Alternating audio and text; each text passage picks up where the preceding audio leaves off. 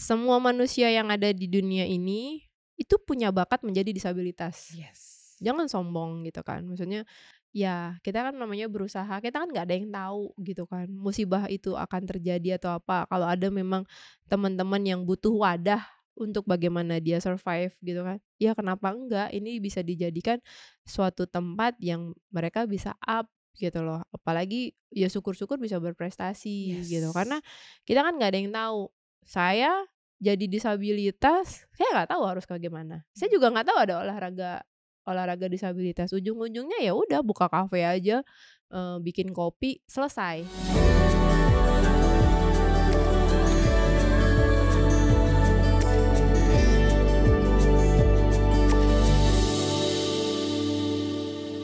Aduh happy banget Kak Margo datang ke Sahabat Bicara. Terima kasih Kak Margo. Terima kasih Jakarta Swift ya.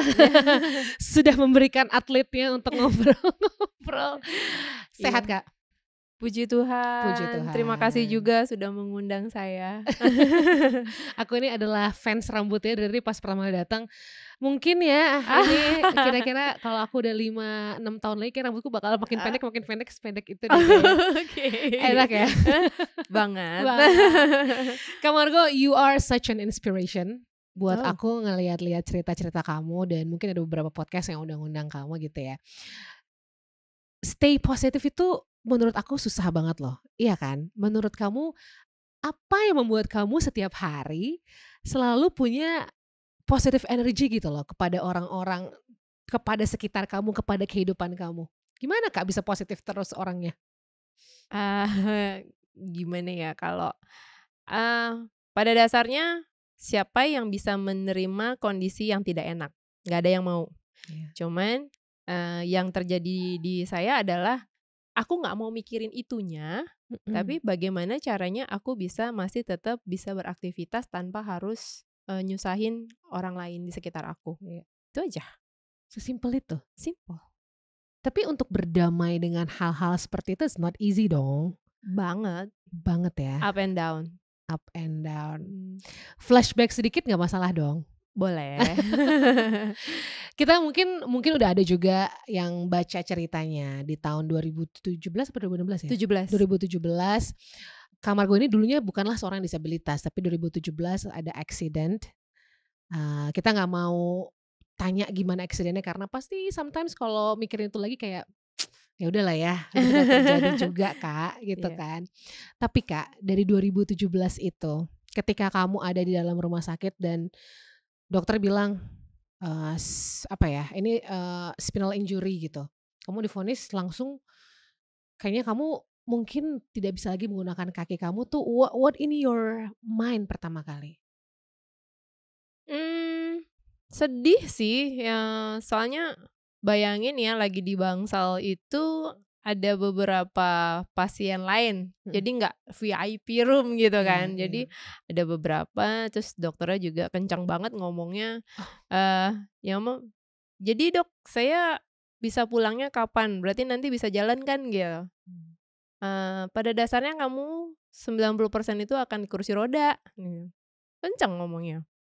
90% di kursi roda, gitu kan. Jadi, oke. ya nanti kamu harus bisa, menyesuaikan diri, di kursi roda, kamu nanti ikut, apa namanya, pelatihan supaya bisa mandiri dengan kursi roda kamu. Langsung pergi, gitu kan. Oh, Terus itu yang, "Heh? Gitu doang?" Gitu kan. Terus yang kayak, eee, ya nggak tahu, jadi kayak speechless, nggak bisa ngapa-ngapain dan nggak tahu harus berbuat apa, yang cuman berpikirnya, "Gue nggak bisa lari, gue nggak bisa lari, gue nggak bisa lari," gitu kan. Itu udah stop, mau nangis nggak ada orang, karena memang, saat itu aku sendirian, nggak ada yang nungguin gitu. Ya setelah ya beberapa saat setelah ada yang dateng, suamiku dateng, terus aku nggak mau ngomong apa-apa. Udah mmm, mungkin dia tahu, dia cuman udah dikasih tahu mungkin sama susternya, ya udah dia peluk, aku nangis. mmm, Nangis ya udah besoknya juga kalau itu marah-marah. Itu seminggu sebelum aku ulang tahun, dinyatakan seperti itu. Ya udah cuman bisa diem aja udah. Pokoknya bisanya cuman marah, marah, dan marah. nggak mau berdoa, nggak mau ngapa-ngapain, minum obat juga udah nggak mau gitu kan. Oh, Cuman ya udah mau diapain ya, ibaratnya di rumah sakit ya pasrah aja kayak gitu. Itu pertama kali. jadi Sampai mengalami fase anger dulu ya, Kak, ya? iya pasti, siapa sih yang Iya iya. karena aku tipe orang yang pecicilan kalau kata orang. Jadi, diem itu mungkin kalau tidur atau capek, gitu kan. Sama marah deh, kalau marah juga diem. Jadi hitungannya ya udah sepanjang hari sampai ada teman-teman datang, mau ngucapin ulang tahun mereka pada takut. Sampai sebegitunya gitu karena aku bener-bener yang nggak suka aja dengan kehidupan ini. Sampai suatu saat, itu kan kalau di rumah sakit itu ada yang tim-tim doa Iya, gitu datang datang-datang pagi-pagi ya. heeh, Mhm mhm. dia nggak kenal kita gitu kan, yang penting dia lihat, "Oh ya nih Nasrani," gitu, "oh ya Mmm, udah mau boleh nggak kita berdoa?" Gitu kan. iya. Ya mau nolak juga gimana orang lain nggak kenal ya, ya sudahlah, ya silakan gitu. Udah berdoa-doa sampai ada suara, kayaknya sih bukan dia yang ngomong, tapi memang kayak ada suara yang, "Goh, sadar, lu divonis sama dokter, dokter itu manusia. Dia bilang 90% di kursi roda, tapi lu masih punya Tuhan Yesus, masih punya 10%." Oh my God. Oke gue coba lagi deh, masa sih gue nggak bisa, cuman gitu doang, sombong banget ya. Jadi kamu dengar suara someone lah ya? Ya, abis doa itu orangnya pergi, terus ya udah itu cuman yang, "Goh, sadar." Itu cuma begitu doang, cuman, "Iya ya," gituin, "ya udah deh gue coba, siapa tahu," gitu kan. Mukjizat itu selalu ada. Mmm, Flashback lagi, dulu pernah ngerasain nih kuasa Tuhan seperti apa gitu mhm. kan. Ya udah aku akan coba. Aku cuma mikir gitu aja. And then after denger suara yang magical itu Aku bilang sama suamiku, aku heeh, bilang, "Ya udah beliin aku kursi roda tapi yang bagus ya, aku nggak mau kursi roda rumah sakit," aku bilang gitu iya, kan. "Kursi roda yang bagus ya," maksudnya yang ya walaupun kita nggak tahu ya maksudnya kursi roda yang bagus itu kayak karena gimana ya? nggak ada ya maksudnya ya nanya-nanya sama sekitar rumah sakit, ya ini nih ada begini, ngelihatnya, "Oh iya keren ya, bukan bukan kursi roda rumah sakit," ya. Walaupun sebenarnya masih kegedean, masih ya terlalu besar, cuman ya udah aku coba. Akhirnya dibeliin itu, aku mencoba untuk naik. Ya ini maksudnya terapi kalau di rumah sakit Fatmawati itu memang after divonis, kita sudah merasa bagus untuk aktivitas, ya mereka akan ngasih pelatihan bagaimana caranya kita naik turun dari tempat Mmm, tidur ke kursi roda, terus kalau ngelewatin jalan yang curam itu bagaimana gitu. Ya segala sesuatu ke kamar mandi yang iya iya, paling udah pas ya basic maksudnya ya? buat yang sehari-hari gitu, sampai gimana caranya kita naik ke atas mobil. Nah, itu diajarin semua di Fatmawati. Ya udah dimanfaatkan dengan sebaik-baiknya. Oke, sampai situ dulu deh. Aku ngerasa kayak, wow ternyata banyak dirubah oleh suara Tuhan juga, oleh tangan Tuhan di kehidupan kamu sekarang gitu kan, Kak. Tapi tadi kamu sempat ngomong mengalami anger dulu, itu di rumah sakit tuh, Mhm. terus akhirnya mencoba menerima keadaan. Pas di rumah, turun lagi nggak kondisi kayak mungkin kita bilangnya depresi lagi sedikit, atau tiba-tiba kamu udah lah ya karena nggak bisa diem jadi ya udahlah apa yang nggak kepikiran gitu? Enggak sih, maksudnya sampai di rumah, puji Tuhannya lagi, keluarga keluargaku tuh masih dibilang ya maksudnya aku masih beruntung lah Iya, masih punya keluarga yang sebenarnya ngedukung aku gitu kan. Di rumah tuh langsung, direnovasi kamar mandinya, pintunya dilebarin biar kursi mmm, roda bisa masuk," gitu. "Oh ya tempat tidurnya harus tinggi, ini kita cari tempat ini," kan dulu kan aku lebih seneng iya iya, tidurnya di bawah heeh. gitu kan, jadi, semua tuh disiapkan sama keluarga gitu. Ya, ya maksudnya jangan sampai kan keluarga buku bukan tipe keluarga yang diem ada di rumah gitu kan. Pada kerja semua, anak-anak juga pada sekolah gitu, cuman ada mama juga mama kan udah tua gitu Iya kan nggak iya. bisa yang bantu yang terlalu banyak gitu. Ya udah mencoba hal yang baru, aku kan memang seneng mencoba hal baru, ya aku anggap seperti itu gitu loh. Ya udahlah anggap memang harus, tantangan nih gimana caranya supaya bisa beraktivitas pakai kursi roda. That's why aku Agustus itu aku pulang ke rumah kan ya, setiap pertengahan Agustus aku masih punya PR pekerjaan di Surabaya. Oktober itu aku sudah berangkat ke Surabaya sendirian. Hah, gimana? Sendirian? Iya. Wah ini metal banget kayaknya ya. Kak, kamu bisa sepercaya diri itu? Ya itu tadi makanya kan aku bilang aku masih beruntung gitu loh. Aku Iya.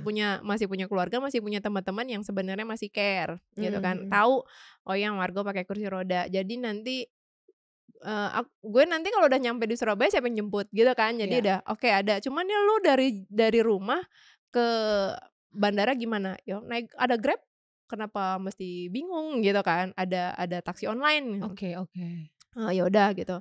Memang sih sempet izin sama keluarga nggak dibolehin sebenarnya. Ya pastilah. "Kamu yakin? Kamu yakin?" Gitu. Cuman kan karena mungkin mereka tahu, sifat dasarnya aku yang keras, jadi iya nggak mau tahu ya nanti kalau ada apa-apa gitu kan.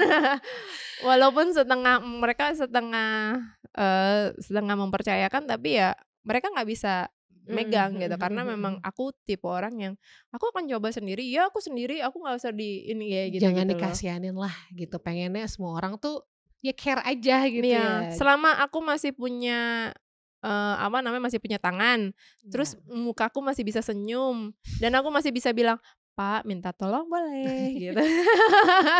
Jadi kenapa harus takut Iya. gitu kan. Tapi Kak, sorry nih aku mungkin ada nanya sedikit, but if you don't wanna answer juga nggak apa-apa ya. Aku mau nanya, vitiligo ini, Mhm. itu muncul setelah kamu divonis di rumah sakit karena obat-obatan atau memang secara genetis? Sebenarnya, dulu nggak ada, Mhm jadi, saya nggak tahu dibilang autoimun, nggak tahu memang gen, mhm. gitu. Karena waktu operasi itu 8 kantong darah, entah apa darahnya siapa Iya, aja kan kita nggak tahu di dalamnya itu ada apa gitu macam-macam kan. ya. Jadi after itu sih kejadiannya. Jadi dokter pun nggak bisa bilang kalau ini genetik atau ini dari ini, Karena nggak udah banyak yang masuk ke badan kamu untuk pengobatan heeh, pada saat itu. dan ini pun keluar juga paling parah-parahnya setelah Covid, kena Covid. Jadi dokter bisa, saat itu langsung vonis, "Ya kayaknya dirimu juga autoimun kayaknya deh," gitu. Cuman autoimunnya yang bukan yang separah yang Mhm mhm mhm. teman-teman alami gitu kan. Cuman ya lebih menyerang ke, bukan antibody tapi lebih kayak entah ya, maksudnya si otak ini nggak bisa mengenali warna kulit aslinya aja gitu. Oke. Nah itu kan juga another story lagi tuh untuk Menerima ya. menerima, oke wheelchair satu hal ya, ya wanita kan ada aja lah gitu ya pengennya. Boleh nggak di-share sama Kak Margo gimana akhirnya menerima, ya udahlah this is the way I am gitu loh? Sama seperti awal ketika tahu, aku divonis vitiligo gitu kan, nggak ada yang pernah mau, "Ya Iya, apaan sih?" Gitu kan. mmm, Akhirnya aku mencoba untuk, makeup kali ya," sempet gitu ya, coba sempat tutupin makeup? malu pasti, ya udah belajar makeup. Karena memang aku bukan tipe orang yang feminis gitu kan, Mhm. memang kalau keluar pun ya yang penting udah mandi, udah gitu aja gitu. Sisir nggak punya, makanya rambut pendek terus gitu. Ya udah akhirnya mulai belajar makeup. Jadi kalau keluar itu harus makeup dulu, sampai dikatain sama anak-anak digituin, "Ibu apaan sih kayak banci," gitu kan. "Maaf ya," gitu. Jadi memang anak-anak selalu ngomong, nggak pantes nggak pantes," gitu kan. Tapi kan pada balik lagi, emang kalian nggak malu punya Iya. ibu, eee, maksudnya bopeng-bopeng gini gitu kan. "Apaan sih Bu?" Udah cuek aja. Terus ikut olahraga, mikir gitu kan. Iya makeupnya sampai sejam, latihan 5 menit langsung luntur semua gitu kan kena keringat. Iya capek juga ya gitu kan. Akhirnya ya udah deh, dikit demi dikit, uji cobanya di mall. Oh di mall ya? Aku pertama kali nggak pakai makeup, aku pergi ke mall, ya memang banyak yang ngelihat. Uji nyali aja maksudnya, gue kuat nggak nih?" Gitu kan. Tapi gimana Kak, banyak yang nengok, ngelihat Karena lama? anakku tuh kalau lagi jalan di mall, mereka selalu gandeng aku. Mhm. Jadi aku nggak nge-wheeling yang gini Iya kan, iya. mereka selalu gandeng, jadi jalan sendiri kan kursi rodanya gitu kan. Jadi ya nyaman, udah karena itu balik lagi karena Support keluargaku system. support-nya bagus, Wow. suamiku juga, ya udah, Anak ada berapa sih? 2. 2. Mhm. Satu umur berapa? Yang kecil besok tanggal 10 14 tahun, Oke, yang besar Oktober kemarin 20 tahun. 20 tahun. Ini menarik ya, karena aku dengar Kamargo punya salah satu anak yang spesial juga Yes, gitu. Boleh namanya boleh nggak sih disebut? boleh. Siapa tuh Kak nama-nama anak? Anak pertama itu namanya Antonius Putro Bagus. Bagus, dipanggilnya apa deh? Bagus. Bagus, Mas Bagus ya. Bagus. Yang satu lagi? Yang kedua Benedictus Dwi Putro. Panggilnya Putro? Bayu Oh Bayu, malahan. Putro. Mas Bagus dan Mas Bayu. Iya. Biasanya anak-anak cowok ini adalah anak-anak yang sangat-sangat overprotective sama ibunya gitu ya. Apalagi Mas Bagus ini adalah seorang, autism? Ya, dia divonis, sindrom Tourette. Oh Tourette syndrome? Yes. Oke. Kak, kita selalu bertanya di Sahabat Bicara dengan perjalanan spiritual dan juga perjalanan parenting-nya gitu. Nah, kamu sekarang menjalani sebagai seorang disabilitas, tapi sempat juga menjalani bukan sebagai seorang disabilitas. Ya. Gimana dengan kehidupan merawat 2 anak dan salah satunya adalah seorang special needs? Apa sih sebenarnya yang seorang anak special needs butuhkan? Eee, Boleh dibilang gini, anakku terlahir itu normally. Oke. Maksudnya walaupun sesar ya, maksudnya dia, dengan sempurna lah. Mhm mhm. Sekolah juga biasa-biasa aja, selayaknya anak-anak biasa. Itu baru ketahuan ketika dia usianya 10 tahun. Sindrom Tourette itu 10 Iya, tahun, pas ketika apa dia, gejalanya? eee, sebenarnya gejala awalnya, sedikit cerita, jadi memang anak yang pertama, anak kedua ini kan udah kelihatan ya jauh ya jaraknya, gitu. Jadi anak pertama ini memang udah deket nih sama aku, udah terlalu Mmm, dekat iya. karena ayahnya kan kerja terus gitu. Walaupun aku dulunya juga Mhm mhm mhm. bekerja, tapi memang dia lebih deketnya ke aku. Jadi ketika dia usianya 6 tahun, 6 apa 7 tahun itu, adiknya lahir, Mhm. tapi adiknya itu lahir pun juga dalam kondisinya tidak baik-baik saja malahan. Jadi dia, mungkin dari di kandungan itu, sebenarnya dia kayak keracunan keracunan sesuatu, Oke, sampai akhirnya dia harus dilahirkan secara paksa di usia 7 bulan, jadi jad prematur ya? Mhm. prematur.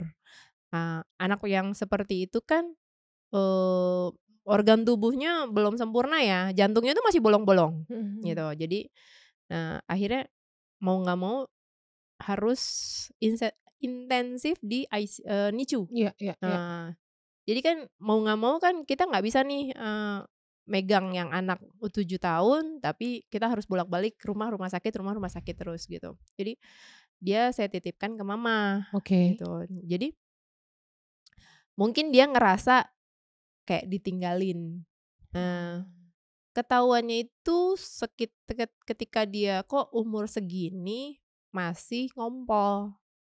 Nah, waktu itu dia kena herpes ya Mmm. di sekitar wajahnya gitu kan. Ini kayaknya gara-gara ngompolnya nih gitu kan mikirku kan gitu Mhm. kan, ayo kita bawa ke dokter anak. Sampai ini kan ditanyain sama dokternya dan akhirnya, "Ini nggak wajar anak 10 tahun itu, Ngompol. ngompol itu udah nggak wajar, coba dibawa ke psikolog anak." No. Nah dari situlah baru ketahuan kalau dia menderita sindrom Tourette. Mungkin kalau yang belum tahu sindrom Tourette itu apa sih Kak? Lebih jelasnya, lebih bahasa simpelnya? Aku sih nggak tahu ya bahasa Indonesianya ya, cuman memang dia ada sedikit, gangguan di, otak gitu, Mmm. di saraf Mhm. otak dan dia sampai yang kayak melakukan suara-suara tertentu yang sebenarnya dia tidak sadar Oke gitu kan. oke Kayak oke. mungkin kebanyakan orang ngelihat yang tiba-tiba dia suka Twitch gitu-gitu ya? Kan ada sendiri. satu penyanyi juga yang terkenal sekali kan? Iya betul, Iya iya Billie iya. Eilish Billie juga Eilish juga, ya betul. itu seperti itu. Mungkin tapi memang iya, Iya. maksudnya gini, eee, di psikolog ini berbicara tentang bagaimana menyembuhkan kan itu Mhm. kan. Tapi kan memang sindrom Tourette itu tidak bisa disembuhkan, tapi bisa dikendalikan Oke. gitu. Puji Tuhannya lagi saya kan menemukan ini ketika anak saya masih kecil kan, Mhm. belum usia remaja gitu. Jadi coba masih bisa dibentuk nih, cuman 2 hal yang bisa mengendalikan sindrom Tourette, satu olahraga, satu di, kesenian. Entah Oh, mau mau gambar, mau mhm, nari, mau nyanyi, apalah gitu oke, pokoknya, cuman 2 ini gitu. Nah, karena aku orangnya yang aktif, aku pikir, olahraga nih olahraga gitu.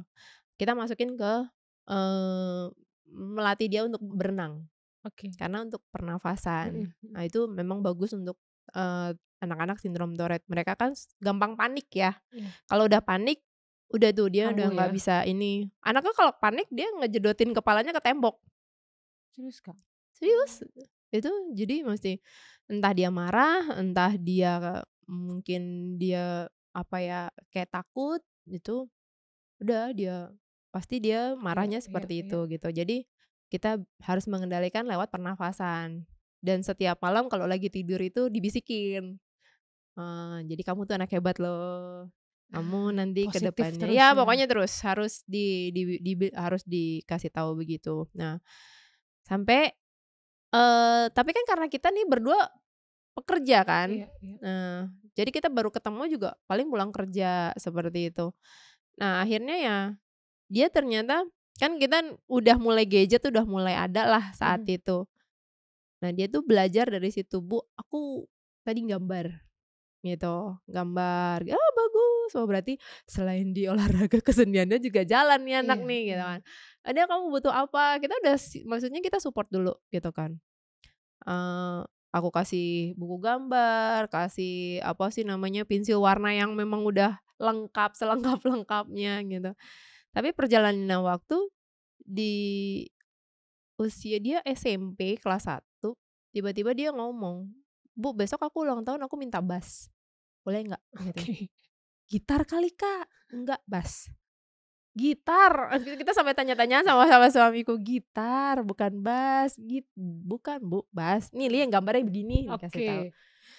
Ya, kita lihat-lihatan cuman yang, ya sudahlah cari aja yang second-second Heeh heeh dulu heeh. gitu, yang penting anaknya, punya Kesampean tuh dulu dia mau dia tuh bass punya ya? gitu, ya udah ya udah beliin gitu kan. Udah kita cari yang second, dia bilang, "Tapi kok lambat laun kalau kita dengerin di kamarnya, kok musiknya berat ya?" Gitu kan. Musiknya musik jazz yang didengerin. Jadi Wow. dia tanpa sepengetahuan aku dan, suamiku, Suami dia tuh emang seneng ngulik lagu-lagu yang berat-berat itu. wow, sampai sekarang ternyata kuliahnya adalah kuliah musik.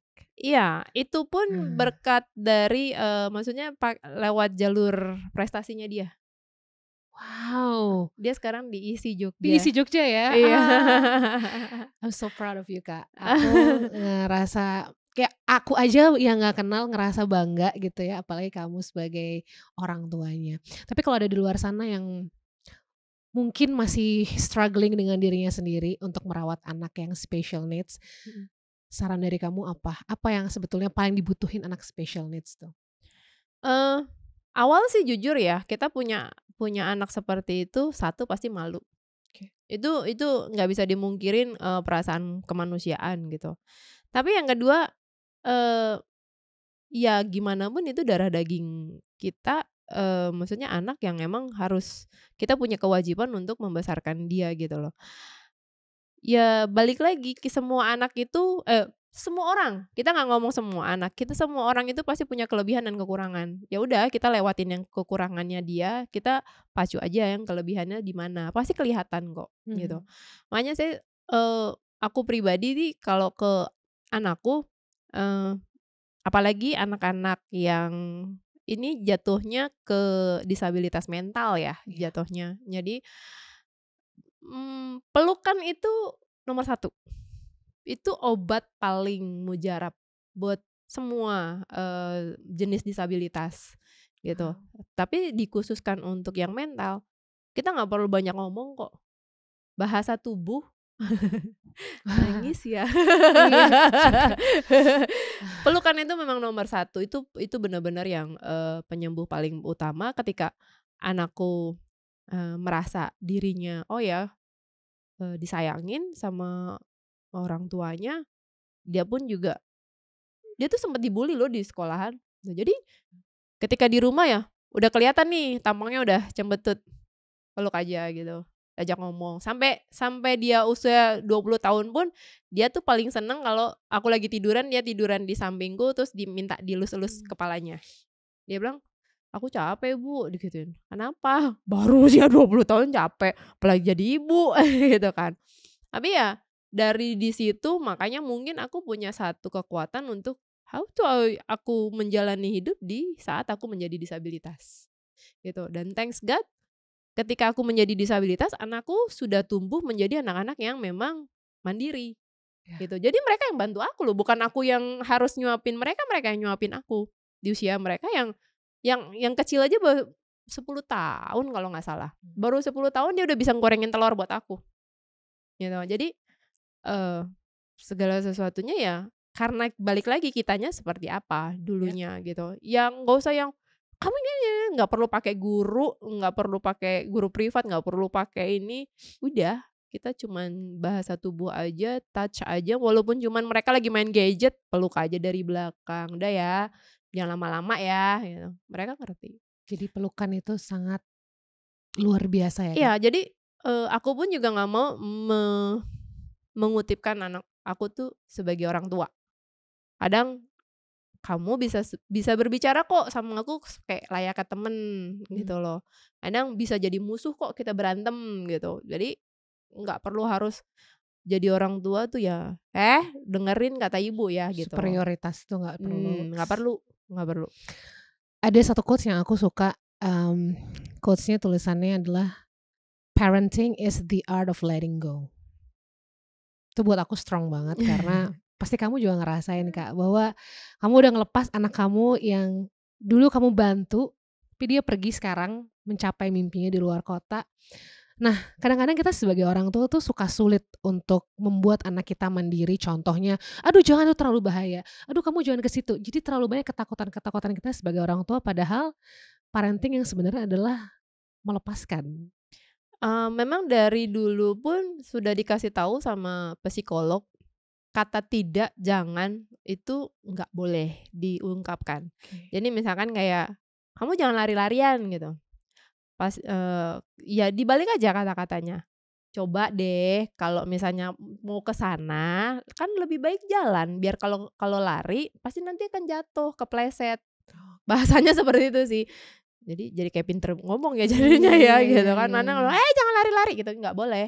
Oke. Karena anak itu semakin dibilang tidak, jangan, dia pasti akan lebih mencoba.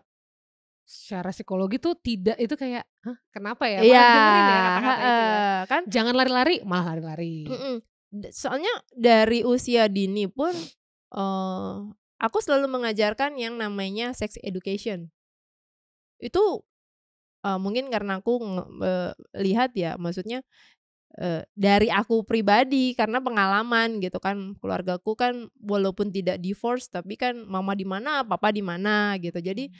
saat itu aku cuman berpikir aku nggak mau jadi orang orang tua kayak orang tuaku lah gitu. Iya iya. Cuman masih bersyukur papa tuh walaupun bagaimana dia lebih aware ke aku. Kayak dulu kayak, "Oh ya, lagi awal-awal kita datang bulan, malah dia yang beliin aku pembalut gitu kan." Jadi, eee, dari situlah berpikir ya memang harus dijelaskan dari sekarang biar mereka nggak kaget gitu. Dan mereka tuh lebih lebih tahu lagi. Jadi kalau misalnya nonton film yang mungkin agak sedikit vulgar, mereka tahu harus memaknai itu sebagai seperti apa, kayak Betul gitu-gitu betul sih. betul. Nah, jadi aku open minded aja supaya nggak mereka bukan anak yang kaku dan akhirnya Mhm mencari mhm. mencari jawaban sendiri yang kita kan nggak tahu mereka harus Iya nyarinya di iya. tempat yang benar apa tempat yang salah nih Benar. gitu. Karena yang paling kita inginkan sebenarnya ya sekarang gitu jadi orang tua, aku mungkin masih newbie banget gitu kan, Kak. Tapi aku cuma pengen kalau anakku tuh ada apa-apa, pasti ada dong dalam Pasti hidupnya ya. masalahnya, lari pertamanya adalah cerita ke aku. Iya, Dan itu kan cuma bisa didapatkan kalau dia nyaman kan. betul. Dia tahu bahwa aku nggak akan judging nih, aku nggak akan marah-marah, "Udah dibilangin juga." Karena kalau aku udah selalu begitu, pasti dia aku yakin nggak mungkin cerita. Iya iya benar benar itu dia, makanya yang kecil pun juga apa, mau nyoba bir. minum sini sama ibu Iya, gitu. iya. Jadi jangan Betul, di betul, betul. ya tapi dibilangin, boleh minum tapi di depan ibu. Kalau di belakang ibu, ngerti ya, nanti kan ada akibatnya. Iya, Kan kita kan nggak ada yang tahu di luar sana seperti apa. Paling itu. kehidupan. Iya sih. Wow. Aduh kalau ngomongin aduh kamu bikin aku nangis. Oke, tapi sekarang anak sudah di luar kota ya, satu ya, dan Yap. lagi menggapai mimpi dengan jalur prestasi, bangga banget. Mau jadi musisi katanya. Iya. Kak, sekarang kamu udah punya wadah, ini namanya adalah Jakarta Swift Wheelchair Yes. Basketball. Kamu sekarang jadi atlet, Kak. Ini kalau aku lihat dari cerita-cerita kamu, Jakarta Swift ini adalah salah satu juga yang akhirnya merubah hidup kamu jadi punya kesempatan-kesempatan lain, jadi punya kehidupan yang baru lah gitu sekarang. Ibaratnya punya kesempatan yang baru dengan kondisi kamu yang juga baru. Iya, itu tadi yang, awal aku bilang kan kalau memang aku tuh paling suka mencoba hal-hal yang baru gitu. Basket memang kita pernah tahu zamannya kita sekolah pasti diajarin basket gitu kan. Tapi dengan di kursi roda itu Mhm, bukannya mhm. tantangan lagi. Itu udah pekerjaan berat sebenarnya. Ya Iya. kan sambil nge-wheeling, kita pegang bola gitu kan. Itu awalnya sih berpikirnya seperti itu. Tapi bersyukurnya aku ketemu Jakarta Swift itu bagaikan menemukan keluarga yang baru gitu. Jadi di sana itu kita tuh benar-benar yang, dari nol lagi nih. Oke disabilitas, terus, oke olahraga, jadi benar-benar dibikin supaya nyaman dulu, mengenal satu-satu. Iya. Walaupun tiap hari kita pakai wheelchair, belum tentu nyatu sama body kita. Jadi dari situ, oh ya berarti gue salah ya milih kursi rodanya Mmm, mhm, gitu. mhm. Nah jadi ada tahap belajarnya, banyak lah. Nah Coach Donald ini, Kapten Donald, itu juga, bukan tipe orang yang, "Ya gua owner, lu harus ini," enggak. Mhm. "Apa nih yang kamu butuhkan?" Gitu. Jadi, dia sering banget buka sharing gitu kan. "Apa nih mau mau gimana sih?" Bukan hanya cuman sekedar jadi buat, bermain olahraganya, bermain basketnya, tapi lebih bagaimana kita, eee apa ya, mengenalkan, mensosialisasikan, disabilitas yang baik itu seperti apa. Kalau, atlet disabilitas basket sendiri di Indonesia Paralympic Athlete ya, khusus untuk basket gitu, itu perkembangannya nih gimana Kak sekarang? Kalau menurut kamu, apakah udah ada satu kejuaraan yang secara regional dilakukan terus gitu? Ketawa dulu. Ah, aku agak Saya curiga nih dengan ketawanya nih. iya, bicara soal basket di Indonesia berarti kan ya? Iya, Ya oke, kalau basket di Indonesia saya bilang, gitu, belum? banget, eee, Jakarta Swift memang klub. Mhm. Tapi ya sekedar cuman untuk latihan dari fundamental, terus bagaimana kita mensosialisasikan seperti yang tadi, sekolah-sekolah, ke ini, ya itu. Kita juga belajar banyak bagaimana menerima orang dalam hidup kita gitu. Tapi, ya itu tadi kalau, balik lagi, saya nggak ngerti sih kalau, di Indonesia sendiri kenapa basket wheelchair itu tidak berkembang, gitu. Awalnya sih saya mau ngomongnya belum berkembang gitu kan, cuman kok sampai sekarang masih banyak pertanyaan itu, eee, malah pertanyaan itu tuh dari luar kan, "Kenapa sih Indonesia nggak ada timnya?" Gitu kan. Ini Oh dari foundation yang di luar udah banyak nanya nih banyak sebetulnya? banyak yang nanya gitu kan, mmm, "Kenapa sih Indonesia nggak ada atletnya?" Gitu kan. "Ada, cowok," dia bilang, Mhm. "ada cowok." Ya kemarin yang ikut, apa namanya, APG, Asian Para Apa Games gitu Games? kan 2 kali kan, sorry 3 kali, waktu di APG di Jakarta, Mhm. Jakarta Palembang, terus di Solo, sama di, kemarin di Kamboja. Mhm. Itu ada cowok gituin. Iya tapi kan, maksudnya ya nggak latihannya itu ya cuman sekedar ketika mau ada event. Nah, itu maksud aku. Jadi Iya, ketika Paralympic Games itu dilatih mendekati tahun-tahun udah mau, Asian Paralympic gitu kan atau iya, Paralympic Games gitu. Tapi nggak betul. ada ya kayak kita generation-nya dulu, regenerasinya Nah, dididik gitu ya. that's why makanya Donald itu kenapa bikin Jakarta Swift. Oke. gitu. Dia tuh pengen ya jangan cuman sekedar kita ngejar event gitu. Basket ini kan memang kita pengennya berprestasi jatuhnya. Iya dong. Cuman kan bagaimana mengolah prestasi kalau misalnya setiap kita cuman sekedar ya cuman sekedar ada gitu.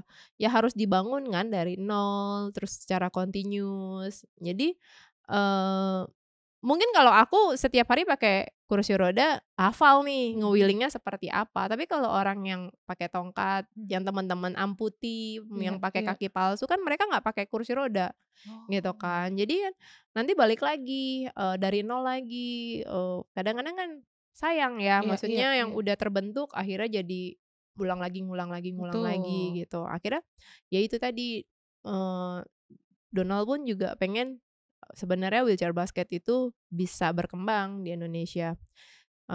Cuman ya karena ini kan perorangan ya, maksudnya balik lagi kan budgetnya juga Apa enggak ya apa yang menjadi masalahnya? Apakah udah sempet kayak, oke mungkin kita udah sempat mengajukan ke pihak-pihak terkait di pemerintahan atau di Kementerian Olahraga bahwa, "Nih ada loh," gitu loh, "wheelchair athlete untuk basketball nih kita coba dong." Itu sempat dilakukan nggak sih?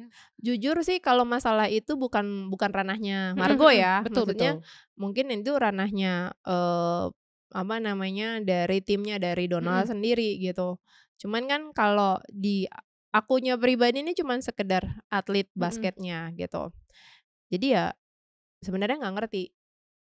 Yang kamu Malah lihat nih? iya, kalau yang aku lihat, ya itu tadi, makanya kenapa kemarin sempat 2 kali pergi ke Thailand, Nah oke itu untuk apa tuh, itu. Kak? Yang pertama untuk training camp di tahun kemarin. Mhm. Nah, kalau yang tahun ini Januari kemarin itu, kita, diikut sertakan untuk, eee, berkompetisi. Jadi Mmm. benar-benar bertanding melawan negara lain Oh gitu bentar, kan. melawan negara lain tapi bukan represent dari Indonesianya? No, kita, kemarin itu digabungkan. Jadi ada beberapa negara yang memang atletnya sedikit. Jadi kemarin tuh Mmm. ada 4 negara dari Indonesia, Nepal, Bahrain, sama Afghanistan. Itu Oke dijadiin satu, mereka punya berapa, punya satu, punya 2 dikumpulin. oke. Nah, itu cuman dalam 3 hari kita diketemukan dan dilatih, dapat pelatihnya dari Australia, udah terus besoknya kita udah harus bertanding. Wow. Nah itu, jadi kadang-kadang ya memang, eee, keberuntungan aku lagi di Jakarta Swift, aku bisa jalan-jalan ke Thailand Mhm gratis. mhm. Tapi apa sebenarnya yang mungkin Kak Margo dan teman-teman dari Jakarta Swift atau juga mungkin secara lebih luas lagi, wheelchair basketball atlet gitu ya, yang Kak Margo tahu, pengennya sebenarnya apa sih? Iya, ngiri sih kalau kita lihat ya, maksudnya kita punya IBL kayak seheboh apa, kita punya, Indonesia Arena, kita pernah lihat Nah, kemarin kan sempet ya ada kejuaraan dunia tuh. iya betul. Nah, itu sempat aku nonton gitu kan. Cita-cita kapan ya wheelchair basketball bisa running di sono tuh bertanding gitu kan. Itu itu sesuatu banget gitu. Indonesia aja dulu gitu. Mhm, Karena kita kan punya 34 provinsi ya kalau nggak iya salah. iya. Dari 34 itu masa iya sih beberapa provinsi tidak punya atlet, eee, Wheelchair. wheelchair basket. Untuk Paralimpik banyak.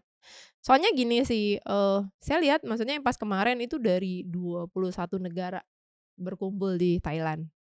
Itu, sharing ya, mereka tuh ternyata nggak cuman sekedar main basket aja. Di regionalnya mereka juga pasti punya satu cabang olahraga yang mereka bisa, ya maksudnya nggak jauh-jauh lah gitu. Kayak temen saya yang dari Bahrain, Mhm mhm. itu selain basket dia juga atletik. Oke, Jadi beberapa cabur gitu ya? iya, jadi sebenarnya kan itu power juga kan, Mhm mhm. maksudnya butuh kekuatan tangan juga gitu. Jadi sebenarnya kan nggak ada ya maksudnya maintain, kamu mau berapa cabur pun, yang penting kamu mampu, kenapa enggak? Berarti kan bisa dibilang multi talented lah Iya iya ibaratnya iya. gitu. Cuman hanya ya sekedar di bidang olahraga. Ya kenapa enggak juga Indonesia sendiri juga, ya walaupun mungkin ada beberapa atlet yang memang udah berusaha nih di cabur ini ternyata, belum mampu untuk Iya. berprestasi, ya mungkin itu individual, kenapa nggak digabungin jadi satu lah Mhm mhm. gitu. Ini kan bisa jadi satu tim, ya kita kan bekerja sama, nggak cuman sendiri-sendiri gitu. Pasti lebih mudah dong jatuhnya.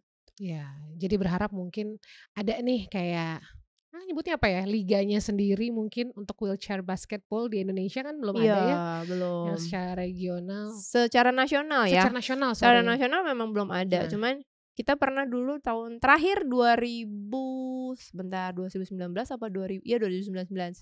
2019 itu ada Bali Cup, oke. tapi memang kita lawannya dari luar juga, bukan hanya sekedar Indonesia lawan Indonesia, itu dari jadi, pemain dari Jakarta Swift gabung sama Bali kalau Mhm nggak mhm salah, mhm. itu ya udah kita ngelawan. Mudah-mudahan Kak, one day. Eee, eee, pengennya sih tahun ini kita udah punya tim, 2026 kita udah bisa ikut Asian Para Games di Thailand lagi. Betul, bener. Dan akhirnya menjadi regenerasi yang baik kan, gitu. Betul, Karena teman-teman disabilitas juga perlu sesuatu yang positif dalam kehidupannya nih. Kayak Kakak tiba-tiba switch jadi atlet kan itu kan karena sesuatu yang nggak terduga, tapi ternyata hal betul, yang positif juga kan. betul. Jadi gini sih Kak, kalau boleh mention ya, Boleh. maksudnya gini, semua manusia yang ada di dunia ini, itu punya bakat menjadi disabilitas. Yes. Jangan sombong gitu kan, maksudnya ada soalnya pernah ada kata-kata yang ya kalau IBL nyari, apa namanya, nyari atlet gampang banyak gitu kan, kalau mau cari yang disabilitas gitu kan, oh ya kita kan namanya berusaha, kita kan nggak ada yang tahu gitu kan, musibah itu akan terjadi atau apa, kalau ada memang teman-teman yang butuh wadah untuk bagaimana dia survive gitu kan, ya kenapa enggak, ini bisa dijadikan suatu tempat yang mereka bisa up gitu loh, apalagi ya syukur-syukur bisa berprestasi gitu, karena Yes. kita kan nggak ada yang tahu. Saya jadi disabilitas, saya nggak tahu harus kayak gimana. Saya Mmm, juga nggak tahu ada olahraga olahraga disabilitas. Ujung-ujungnya ya udah buka kafe aja, bikin kopi, selesai. mhm. Ujung-ujungnya cuma mencari duit, ketika dapat Covid, nggak tahu harus ngapain lagi, Iya iya kan. iya. Kalau cuma tiduran doang di rumah, ujung-ujungnya malah nyusahin keluarga, Iya, masuk rumah sakit lagi, betul. ya hanya ya itu tadi, olahraga itu memang mengalahkan segalanya lah. Olahraga untuk kesehatan mental nih juga baik banget. Bagus banget. Iya iya. Kak, mungkin nih terakhir-terakhir ya, mmm, how is it menjadi seorang disabilitas di Indonesia? Karena, ya mungkin sekarang udah so much better, tapi apa yang kamu pengen tingkatin lagi nih? Karena kan kalau kita lihat, di negara tetangga seperti Singapura, Australia mungkin udah so much better ya untuk disabilitas, secara sarana mereka semua sudah sangat ada. Apa yang kamu masih merasa kesulitan? Ya infrastruktur sih yang pasti di Indonesia itu memang masih belum signifikan Mhm. bagi kami. Mungkin kalau ngelihat, oh iya nih ada, disabilitas bisa naik MRT, bisa naik ini naik itu, ya di tengah kota. Bagaimana saya yang di pinggiran untuk naik busway kejeleduk berapa kali gitu kan. Jadi akhirnya kan jadi kapok. Iya iya Karena iya. nggak akses Iya gitu iya. kan, setiap ke suatu gedung jadi Cleopatra, Iya, harus harus dia harus harus di dibantu tuntun gitu ya. harus di iya oke, digendong sama kursi-kursinya, ya udah, ya sudahlah gitu kan. Jadi, eee, sebenarnya kan malu ya, maksudnya Iya kalau iya memang kita iya. bisa sendiri, why not gitu. Ya aku sih berharap ke depannya, ya disabilitas bisa lebih mandiri dan banyak wadah-wadah yang memang bisa menjadi pusat untuk mereka, menemukan informasi yang tepat kayak buat mungkin pekerjaan lah, Mhm. untuk, bersosialisasi yang kan banyak disabilitas yang juga susah mencari jodoh lah gitu kan. Terus apalagi masalah kesehatan, itu yang masalah kesehatan dan pendidikan, itu memang yang udah PR gitu kan. Jangan sampai ada yang masuk rumah sakit sendirian dibilang, "Aduh nggak ada keluarganya, duh ngerepotin banget ya." Ya Ini jangan kamu sampai ada yang kayak gitu, Kak? ada, pernah. Wow. Jadi mentang-mentang di kursi roda, apa ya, emang orang di kursi roda nggak boleh sakit gitu kan. Ya Mmm, sebenarnya nggak mau sih, cuman kan ya iya iya kalau iya. lagi sakit musti mau kemana. Ya itu masih masih banyak sih yang seperti itu ya, kalau memang bisa diskriminasinya lebih banget dikurangin. Diskriminasi, ya note. Ya, Mungkin sebenarnya yang teman-teman disabilitas mau itu adalah, sebenarnya kita tuh pengen ngerjain sendiri, nggak ngerepotin iya kalian-kalian. iya iya. Jadi tolong berikan aja aksesnya, supaya kita bisa lakuin sendiri, jalan sendiri, apa-apa sendiri gitu. Iya, paling nggak gitu. Dan yang paling utama kalau dari ke pemerintahan ya kesempatan. Kesempatan Kesempatan. kami untuk berkarya. Karena kami banyak kok yang mampu, banyak kok yang pintar. Teman-teman netra itu kalau IT itu udah pada jagonya lah dibandingkan teman-teman daksa. Iya iya iya Ya, iya. jadi kalau mereka ngedesain, mereka bikin program, aduh kayaknya sayang banget kalau ini tidak digunakan gitu kan. Karena kemauan mereka untuk, ya bayangkan maksudnya kita aja mungkin yang non disabilitas mungkin kayak Kakak gitu kan, mencari pekerjaan, pasti kan butuh effort Iya, juga gitu kan. Dan sama, kita udah effort-nya juga udah banting-banting sana sini gitu. Tapi tetap nggak dilihat juga kan, disayangkan sih Kak, iya iya. lebih ke sana. Jadi ya Mmm. tolong kasih kami kesempatan, kami bisa kok. Wow, nice. Terakhir, apa sih yang harus mungkin support system lakukan, Kak? Karena kamar gue ini sangat beruntung punya anak, keluarga, semua yang support dan itu mungkin juga buah manis dari apa yang Kakak lakukan dulu ya kan kepada anak juga, kepada keluarga. Tapi sebenarnya sebagai seorang support system itu bisa anything, bisa teman, suami, sahabat, keluarga, apapun itu.